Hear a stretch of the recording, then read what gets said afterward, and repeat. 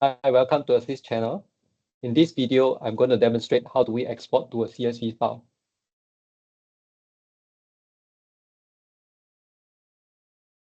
In the earlier video, I have shown that after we have validated the information on our invoices, there is a button that we can click to submit that data to our accounting packages if it is already integrated to accounting packages.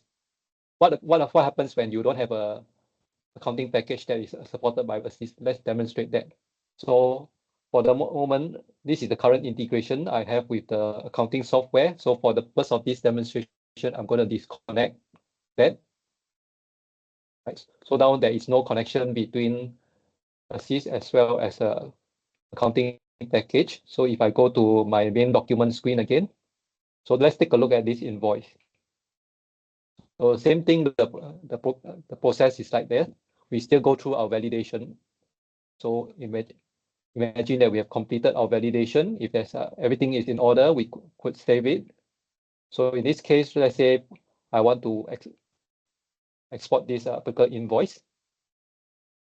Just for illustration, this invoice, it has got total of 4 line items.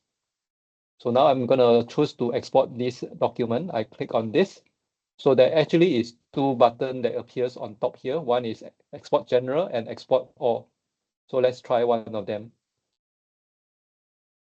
So this one, I'm exporting general.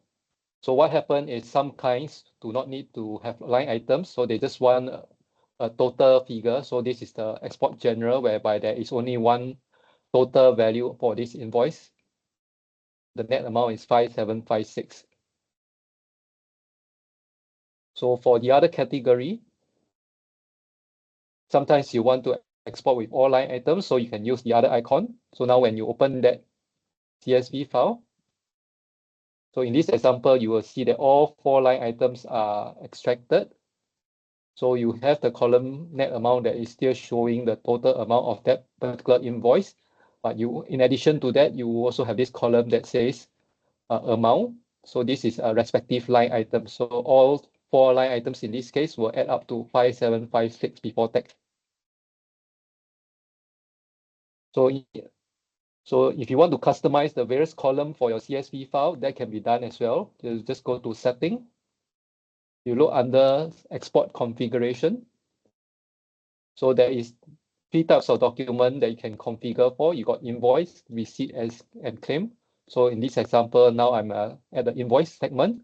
I can choose what are the invoice headers that I want in the CSV file. So you can just select or unselect according to what you want, and then add or remove accordingly. Right. So that's how you do a CSV file export in Versys.